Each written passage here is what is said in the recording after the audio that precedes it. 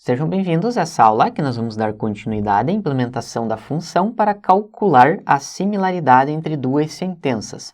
Na aula passada, nós geramos uma lista com as palavras que aparecem em ambas as sentenças, sem considerar as palavras repetidas, no caso inteligência e artificial, que aparecem nas duas sentenças, nós colocamos somente uma vez dentro da lista.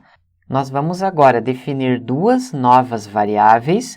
A primeira será vetor 1, ou seja, o vetor da primeira sentença. Vamos inicializar somente com zeros, multiplicamos por len todas palavras. Perceba que nós temos 1, 2, 3, 4, 5, 6, 7, 8 palavras únicas. Isso indica que nós vamos criar um vetor com 8 posições. Inicialmente, essas posições estarão zeradas. Vetor para a segunda sentença também será inicializada com 0, len todas palavras. Só para nós checarmos, vamos fazer um print vetor 1 e também um print vetor 2. Criamos novamente a função, fazemos a chamada e note que foi retornado um vetor com zeros para cada uma das sentenças. E o que nós precisamos fazer agora é percorrer cada uma das palavras únicas dessa variável todas as palavras e fazer a contagem de quantas vezes cada uma aparece nesses vetores.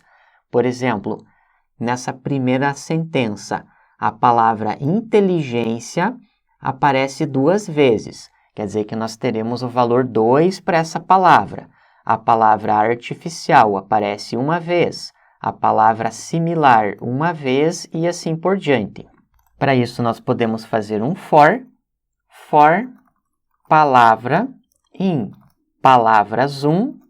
Quer dizer que nós estamos percorrendo todas essas palavras que aparecem nessa primeira sentença e vamos acessar o vetor 1 na posição todas palavras, ponto index, passamos a palavra e fazemos o incremento, mais igual a 1. Quer dizer que quando ele encontrar uma palavra que esteja na lista, ele vai fazer o incremento na posição específica. O mesmo código nós vamos fazer para o segundo vetor, for palavra em palavras 2. Agora nós estamos acessando essa segunda lista com as palavras da segunda sentença. Acessamos o vetor 2, também na posição todas as palavras, index, palavra mais igual a 1. Vamos fazer um print novamente no vetor 1, um print no vetor 2. Aqui podemos deixar em comentário e vamos retirar o comentário do print todas as palavras, só para nós checarmos. Criamos novamente a função e agora vamos analisar cada uma dessas palavras. Por exemplo, humana, na primeira sentença, aparece 1 vez. Podemos checar que aparece somente 1 vez, está correto. A palavra inteligência aparece 2 vezes na primeira sentença. Temos a primeira vez aqui e a segunda vez aqui. Com relação à segunda sentença, a palavra humana não aparece nenhuma vez, por isso que ele não entra nesse if, não é feito incremento. Ele mantém esse valor 0 que foi feita a inicialização. Podemos checar que não existe a palavra humana. Com relação à palavra inteligência, aparece 1 vez na segunda sentença. Podemos checar que ele fez corretamente. A próxima palavra, definem, não aparece na primeira e aparece na segunda. Na primeira não tem o definem, na segunda tem o definem.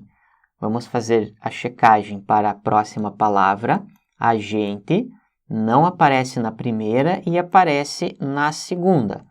Não tem agente na primeira e tem agente na segunda. Então, isso que nós estamos fazendo nessa codificação. percorrendo cada uma das sentenças e colocando a quantidade de vezes que cada uma das palavras aparece.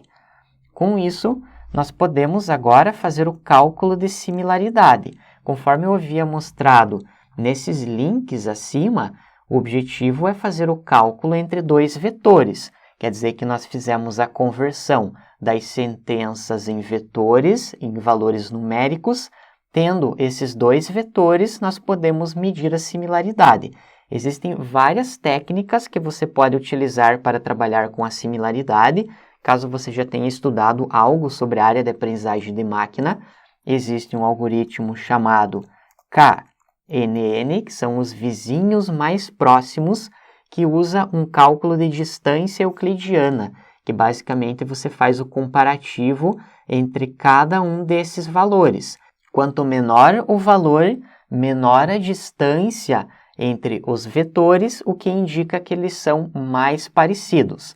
Nesse caso, nós vamos utilizar a similaridade do cosseno, relembrando que você tem todos os cálculos passo a passo nesse link. Nós vamos agora acessar uma função que nós fizemos a importação aqui em cima, diretamente do NLTK, que é o cosine distance. Vamos então fazer um return, chamamos essa função cosine distance, passando o vetor 1 e o vetor 2. Vamos deixar em comentário esses prints, executamos a criação da função, executamos e perceba que nós temos um valor de 0,52. Isso indica que quanto menor esse valor, mais similares as sentenças são.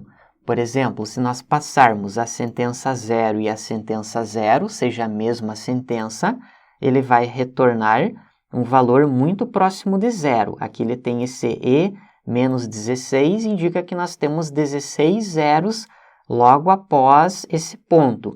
Isso indica que nós temos um valor de 0,000000, aí sim nós temos um 2. É um valor muito próximo de zero. Quando nós passamos duas sentenças iguais, a resposta é zero ou a similaridade é zero. Ou, em outras palavras, a distância entre elas é zero. Se nós passarmos duas sentenças que são totalmente diferentes, por exemplo, a 0 e a 4, perceba que nós temos o valor igual a 1, que indica que elas são totalmente diferentes. Se nós observarmos a sentença 0, nós temos essas palavras, e a sentença 4, aqui é o índice 0, 1, 2, 3, 4. Perceba que a palavra relacionada a comportamento e inteligente, essas três palavras não estão na sentença 0 e todas as palavras da sentença 0, nenhuma delas está nessa sentença 4. Quer dizer que elas são totalmente diferentes, por isso que ele retornou esse valor igual a 1. Como nós queremos ter um valor de similaridade entre 0 e 1, indicando quão similar as sentenças são, nós podemos colocar 1 menos cosine distance. Quer dizer que ele vai indicar uma nota de similaridade. Executamos novamente. Perceba que ele retornou 0, pois nós fizemos a subtração igual a 1. Isso indica que essas duas sentenças são 0% similares, elas são totalmente diferentes. Agora nós podemos fazer aquele teste da sentença 0 com a sentença 1. Ele retorna o valor de 47. Isso indica que essas duas sentenças são 47% similares.